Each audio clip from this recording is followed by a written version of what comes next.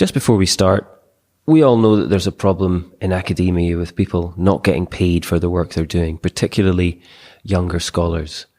We at the project want to be part of the solution and not part of the problem. So we need your help to do that. If you can afford to donate £1 a month to support this project and keep it free forever, please go to our Patreon page at patreon.com/projectrs and sign up there. If you want to make a one-off donation, you can do that too through our PayPal button on the homepage. But together we can help to change the culture of exploitation in academia. That's patreon.com/projectrs. Now here's the episode.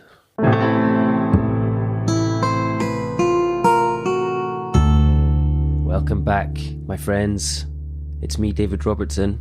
And it's me, Christopher Cotter. And it's us, the Religious Studies Project. I hope you're well. It's sunny here. It is sunny indeed. It's been sunny for quite a few days. Long may it continue. I imagine, given the weather, that a lot of food has been wasted over the past few barbecues days. And such. Yeah.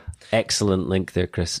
Very professional. Because this week's interview is entitled Religion, Food Waste and Food Consumption. And it's an interview with Anna Salonen by Mariia Alekseevskaia. Let's pass over now. Hello, this is Religious Studies Project. My name is Mariia Alekseevskaia. I'm a PhD student in sociology at the University of Ottawa, Canada. It's my pleasure to welcome today a Doctor of Theology and a postdoctoral researcher at the Tampere University, Finland, Anna-Sofia Salonen, who has recently come to Ottawa for her research. Anna has been conducting studies at the intersection of theology and social sciences, and food has been a persistent theme. Anna's PhD thesis explored food charity in the city of Tampere, while focusing on the perspectives and viewpoints of the food recipients. Since last year, Anna Salonen has been involved in a research project that embraces both religious and non-religious populations and aims at understanding the ethics of daily food consumption in the context of an affluent society. Today we are going to talk about food waste, food consumption, and their relation to religion, health, identity, and ethical concerns. Our conversation will be a partial continuation of the discussion about food and religion that was started at the Religious Studies Project in 2013 when Michel Desjardins, professor of religion and culture at Wilfrid Laurier University, was interviewed.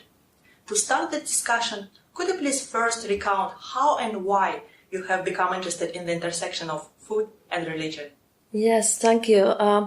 So for a long time, I've been interested in how religious organizations engage in helping those people who live in weak social and economic positions in society. And from very early on from my studies, I started to pay attention to the fact that in Finland, as well as in many other countries, they do so particularly by giving people food. And this is, of course, nothing new. Like religious organizations have shared the idea of sharing food throughout the history. But still, I think that in the era of unprecedented material affluence, it has been striking to see that there seems to be an ever-growing need and also ever-growing supply for faith-based food assistance, even in affluent welfare societies. So my interest in the intersections between religion and food started from these observations.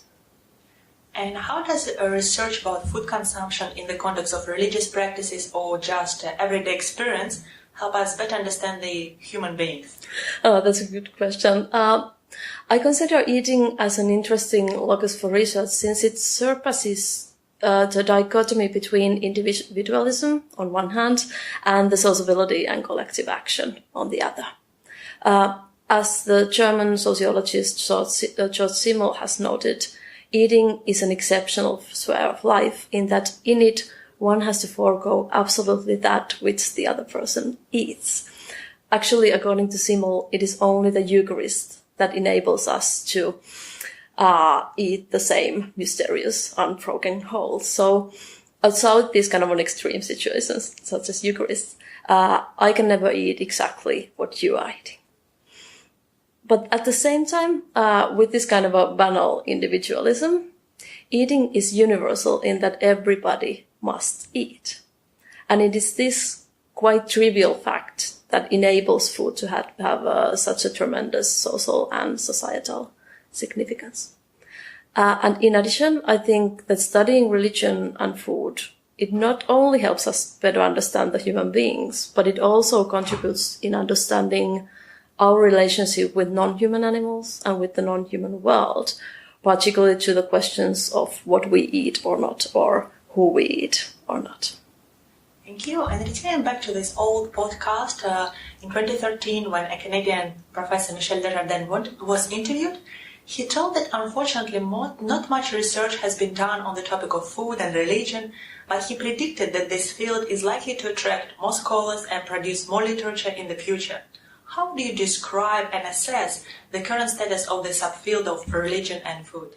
So I had a chance to listen to that podcast too, and I agree with a lot that Professor Desjardins said in his interview. I will not repeat it all here, but I maybe suggest people to listen to that podcast too. As one answer to your question, when it comes to the lack of research on food in the field of sociology of religion, there are certain historical traits behind it. So first, the differentiation of Christianity and food is related to the differentiation of Christianity from other religions, particularly from Judaism. So historically, Christianity has taken distance from the food rules in order to draw boundaries to other religions. And further then, in the history of sociology of religion, Christianity, and particularly the Protestant form of Christianity, became the paradigm for religion. So it's the lens through which we approach religion, or used to approach the religion. And this led research to focus more on belief and less on ordinary bodily practice. But luckily this has been changing. For example, with the rise of lived religion approaches in sociology of religion. So we concentrate nowadays more on the everyday lived experiences of people, and that also relates to food. And also I wish to point out that there is or has been a bunch of research, particularly on the role of food in many non-Christian religious traditions, even though the question has not become the mainstream issue in the study of religion.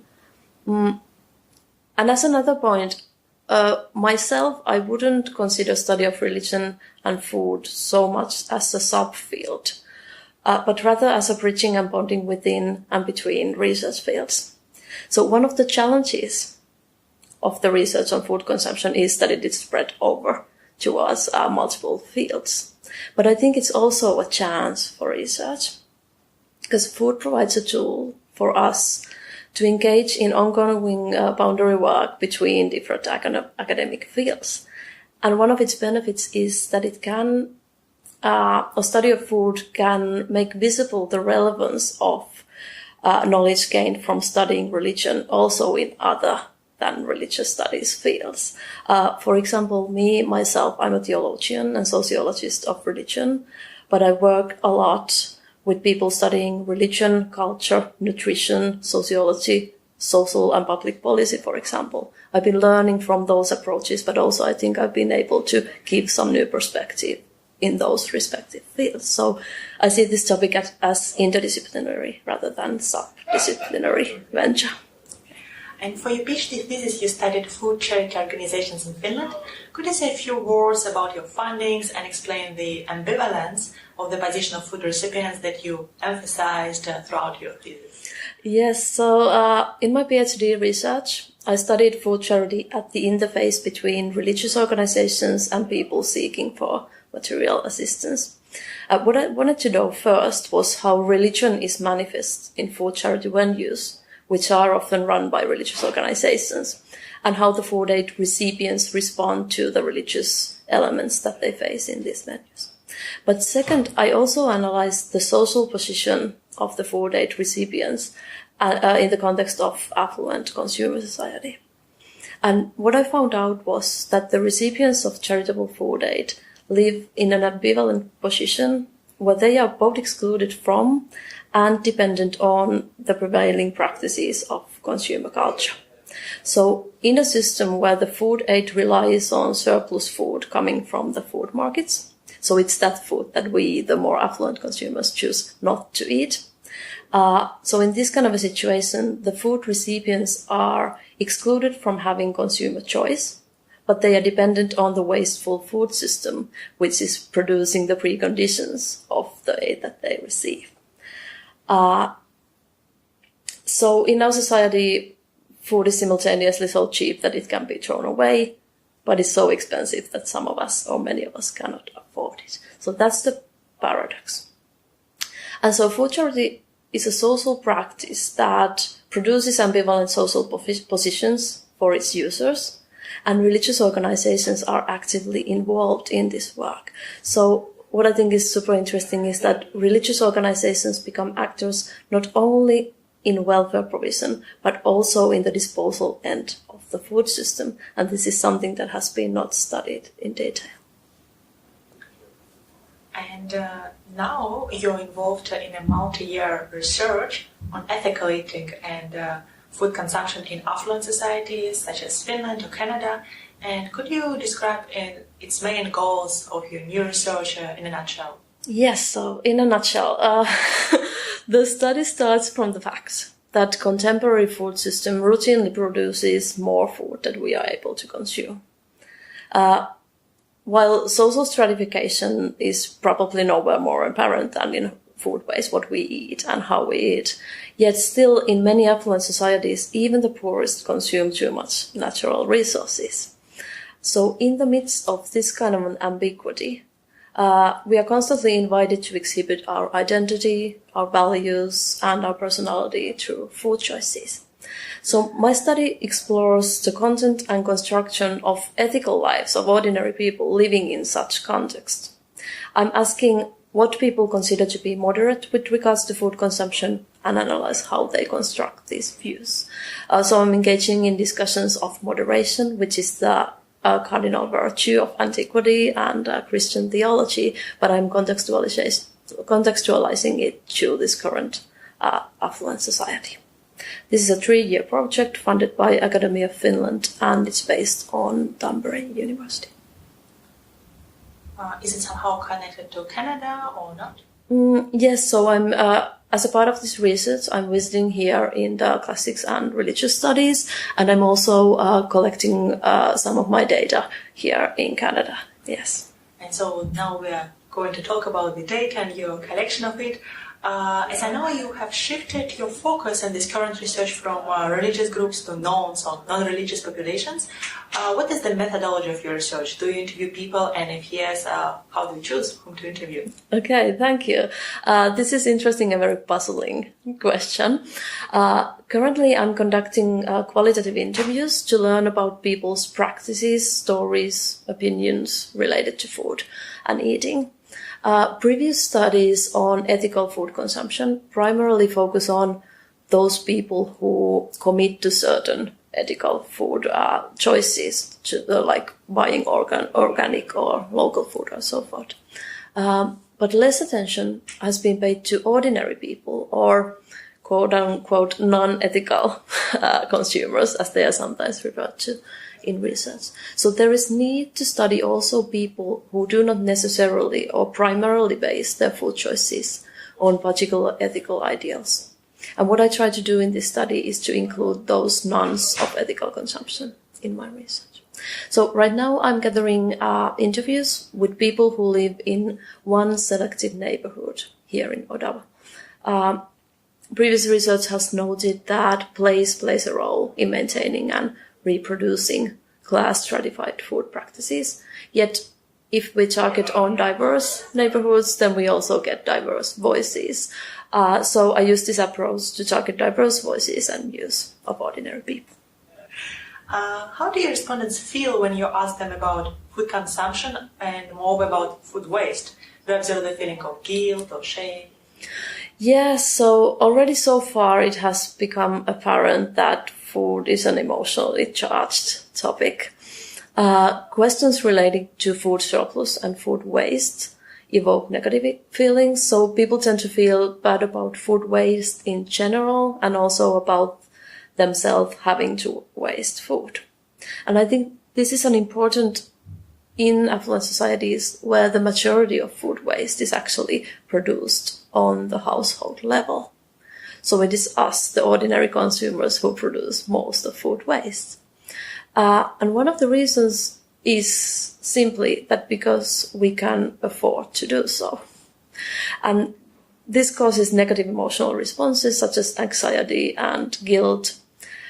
And it's interesting to learn more about how people deal with these emotions, how we live about our lives with this kind of a continuous burden of guilt. Okay. One another thing that I find interesting is already that my respondents have noted that in contemporary world, food is very private and intimate issue. So as one of my interviews pointed out, food is like religion. You can cook for people, but you can't tell them how to live. So I think that is just fascinating approach to these questions. So people find it hard to address ethically dilemmatic questions with others in their communities, even though they would feel that it is important thing to tackle. Do you still keep in mind and take in consideration the religious affiliation of your respondents? And how do you choose, depending on their religious affiliation or not? I do not, like in advance, I do not select any religious or non-religious people by... Can we take that again? Okay. Yes. Yeah. Okay. Start over. Yeah. Okay. So I do not select my interviewees based on their religious background, but I do ask their religious background in the background questionnaire. So I get some information also about their religious affiliations or none. So when it comes to religion, I think this study provides new knowledge of the practices and views of those people who do not necessarily or primarily identify as religious. And I think this study also gives insights into understanding whether and to what degree food consumption is lived as either religious or non-religious practice. So in other words, the study contributes to the research on lived religion and lived non-religion, which is a really topical question in sociology of religion right now. And unfortunately, we need to finish our conversation. To conclude, I want you to give a few tips and suggestions to those researchers or students who are working on or willing to work in the intersection of food and religion or non-religion. Okay, I'm going to give one warning and one suggestion. First, a warning. I do not think that we ought to state that food consumption equals religion. This is something that I want to stress out. So I don't think that food or eating constitutes some kind of a new religion. You know, it's simplifications to state that religion would reduce to food consumption or that food waste would somehow reflect or symbolize religion. So instead, what I'm suggesting is just that food consumption can serve as point of departure for research to understand the currents of religion. Okay, and as such, there are many interesting avenues to study. Then, as a suggestion, I would like to encourage us to focus not only on individual people, but also on societal and discursive practices that revolve around food consumption. So, how do we, as societies, speak about food and treat our food? Through what kinds of institutions do contemporary practices and ethics of food consumption materialize? And how do these insights help us to understand religion and non-religion in today's world? Thank you very much for this interesting interview, and I wish you all the best with your current research and with your further research, with your new ideas, and have productive time here in Canada. Thank you. Thank you.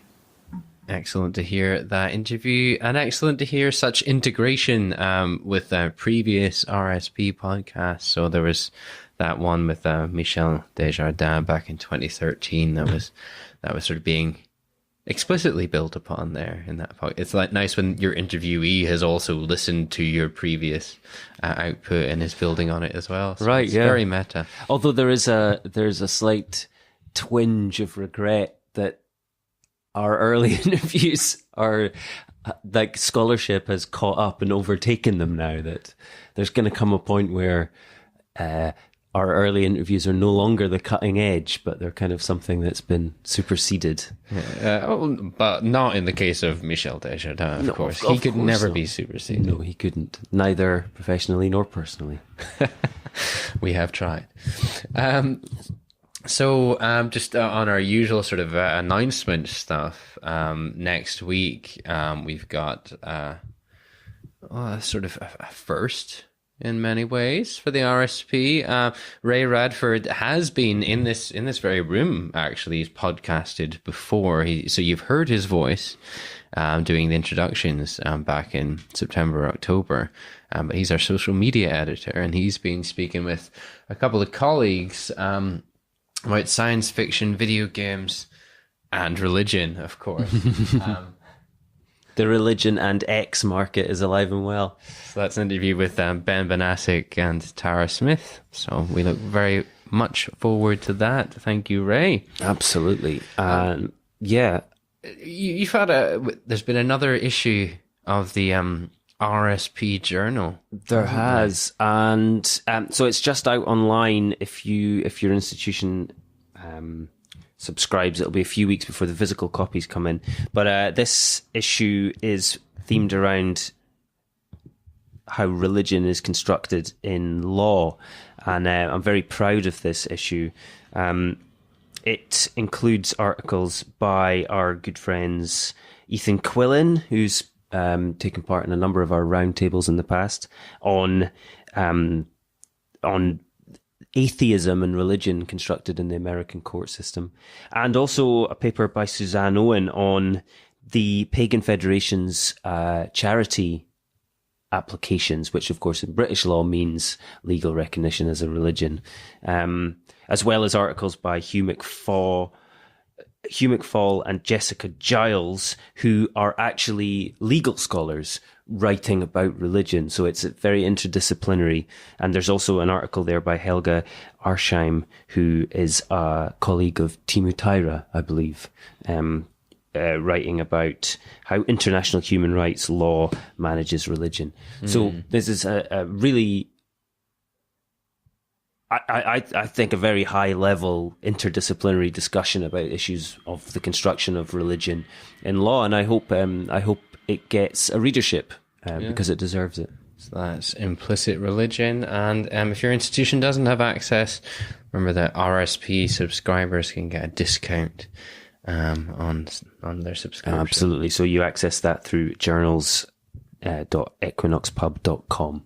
And another announcement, we're coming swiftly to the end of the RSP's year, and we've still got another month and a bit to go. But David and I have turned our attention to the makeup of the team, and we will be posting a sort of more formal call on the website very soon. But just to let you know, sneak preview for the listeners, we'll be, as ever, we're always looking for new interviewers to join the team. It would be good to get another couple. We had an excellent sort of slew of new interviewers last year. So if you think you could get behind the microphone, and also if you think you should be interviewed or know of anyone who could be interviewed, please feel free to get in touch. But more broadly, we'll have some openings in the team, particularly thinking in terms of audio editing and maybe sort of financial wrangling we could do with, our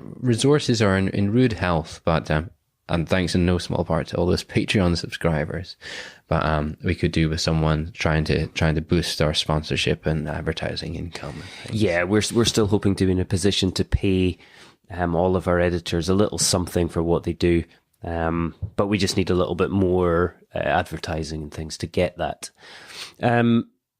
Yeah, so I mean, if you're interested in interviewing, great. We're going to take on a couple of interviewers, but I know some people are put off by the idea of interviewing. They feel nervous about speaking publicly, or they don't want to have to deal with the recording and so on. In which case, but if you want to contribute anyway, I mean, get in touch, because we have, as Chris says, as editorial positions that don't require you to step in front of a microphone, but are still hugely important to the RSP. as advertising we've mentioned, but there's other things as well. So do get in touch if you'd be interested. Give us an idea of the kind of thing you'd like to do, and we'll put together a team for next year. Audio editing is particularly important, and I'll train you up if you'd be interested in that. We've gone on a little bit there, so we might as well just say Thanks for listening. The RSP is sponsored by the British Association for the Study of Religions, the North American Association for the Study of Religion, and the International Association for the History of Religions. The Religious Studies Project is produced by the Religious Studies Project Association, SCIO, a Scottish charitable incorporated organisation, charity number SC047750. Brought to you by founders and editors-in-chief Chris Cotter and David Robertson, and managing editor Thomas J. Coleman III. Our features are edited by Marek Sullivan and Rebecca Barrett-Fox, and our Opportunities Digest by Ella Bock. Podcast transcription by Helen Bradstock, with audio editing by Gregory Schneider and Samuel Ward.